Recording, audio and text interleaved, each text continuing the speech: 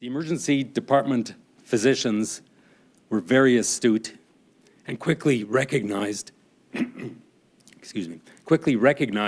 that something unusual was happening. And they reached out to the medical officer of health on call and to the team.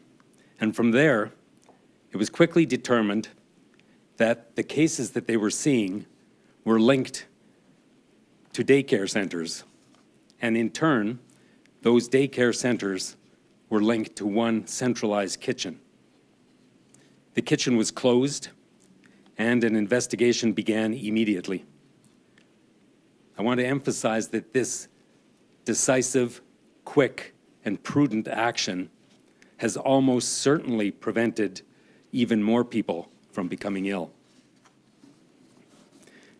Based on the epidemiology of the cases that we've seen to date, it seems highly likely that the source of the outbreak is food that was distributed from the central kitchen.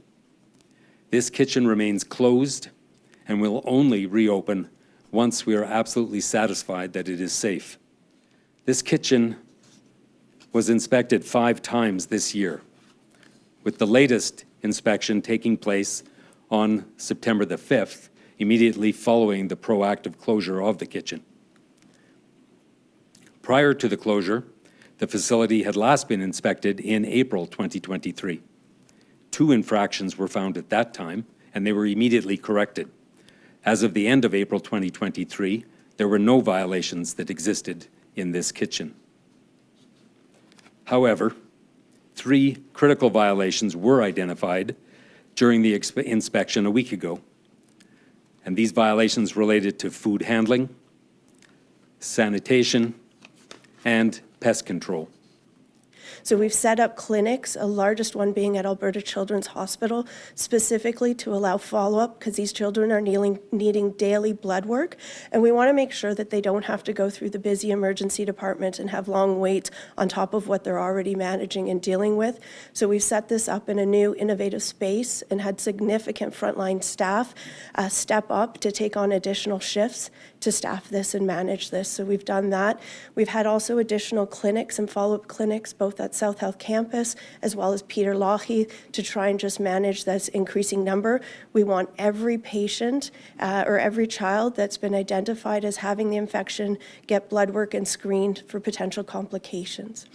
We've seen, as you see the daily numbers, that a subset of those have gone on to have more serious complications that we call HUS.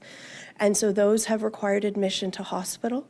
As I noted, some of those are there for fluids. With vomiting, diarrhea can be hard to keep up, and so they'll need IV fluids. Some have required transfusions, as it can cause a drop in their hemoglobin and cause anemia. And we've had a small subset that have gone on to require dialysis. This trying time has undoubtedly brought with it challenges and heartache for many families. I know there are no words that I can offer that will change that feeling of powerlessness and fear that some parents are feeling.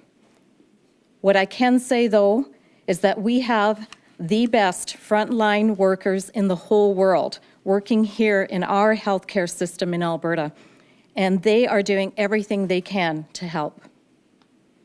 I have been personally monitoring closely this quickly evolving situation and have received daily updates. And while our frontline workers are caring for these symptomatic and sick children, our public health experts are investigating to determine what happened and how to stop an outbreak of this magnitude from ever happening again.